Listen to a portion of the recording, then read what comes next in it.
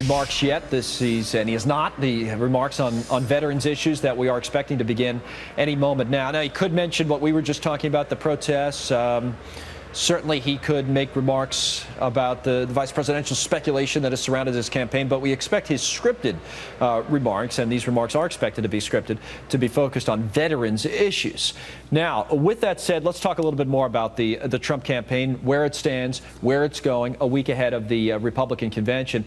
There has been throughout a tough time for this campaign in courting minorities, certainly in courting women, and Donald Trump has said that he will have the policies that would help women, that would help the black community as well.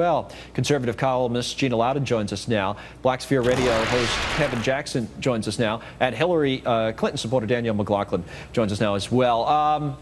Where do you think, Kevin, let me start with you. Where do you think Donald Trump is on this particular issue? And is there any, it's going to come down to states, let's be honest, at the end of it, and not necessarily a percentage of the overall black vote or Hispanic vote or any type of vote. But in terms of getting minorities over to his side in any numbers that might sway a swing state, is he even close?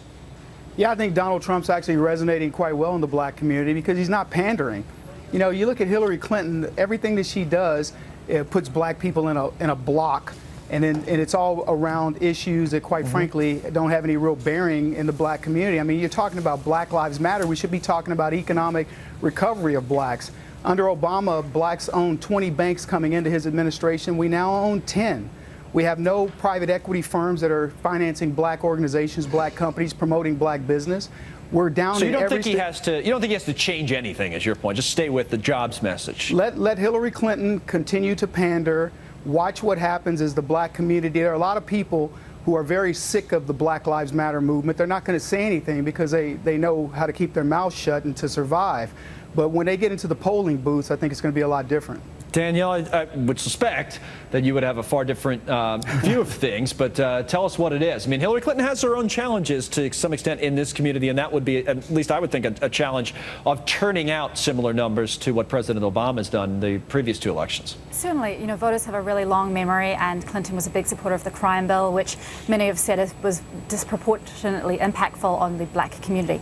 I think the point about Black Lives Matter is that they're not saying that their lives matter more, they're saying that their lives matter as much. And I think that's a really important distinction. I think not only Trump, but all politicians need to bring us together and not drive us apart. We need a leader, we need a president, we need parties to talk about we the people, not just some of the people. Well, on that issue, Gina, what Danielle brings up, I mean, Mayor Giuliani got a lot of attention here in these recent comments of saying that the phrase Black Lives Matter as the words being used as the head of a movement is inherently racist in his view. Obviously, Danielle thinks differently, but what's your view, Gina?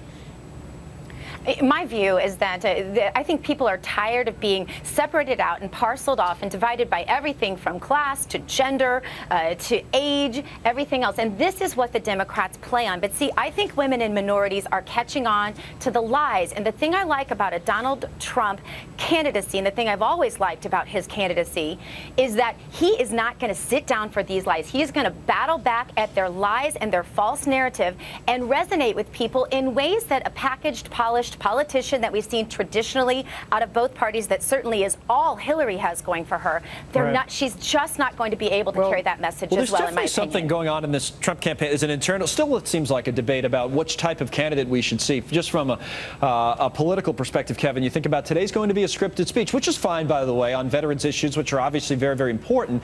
But we are in the moment here, in a heated moment, and I'm sure the president tomorrow, when he delivers his remarks in Dallas, will deliver a speech with the use of a teleprompter, as he normally does. But for Trump, you change your candidate, don't you? You get a different type of a candidate, one that to his most ardent supporters might be less attractive. I wonder if that's part of it. It's a tough balance for Trump, and as he tries to present these issues. I disagree, Connor. Okay. I believe that Trump is probably the most real political candidate in quite some time. Even when he's reading, though, like you don't think that hurts him a little bit when he starts to read, and like he will today? Believe it or not, I think that's the appeal to the people that say that he's not being, quote, presidential enough.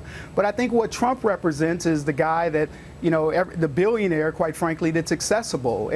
Trump didn't become a racist or any of these vile things that he's called until he decided to put an R at the end of his name. And I think, to Gina Loudon's point, it's beginning to resonate. And as I said, there's an undercurrent of emotion where people are tired of lying politicians, people that have it all scripted and say the right things and they say it to the audience that they're pandering to at the moment. Right. Trump says what he says, and I think people are beginning to see that that's pretty refreshing. Okay, as we wait for him to get started today, I get back to you, Danielle, in one moment. Let me ask you, Gina, about the vice presidential pick, which we were talking about last hour. We're putting up all these quote-unquote options that we think he is considering, based on Fox's reporting and everybody else's reporting.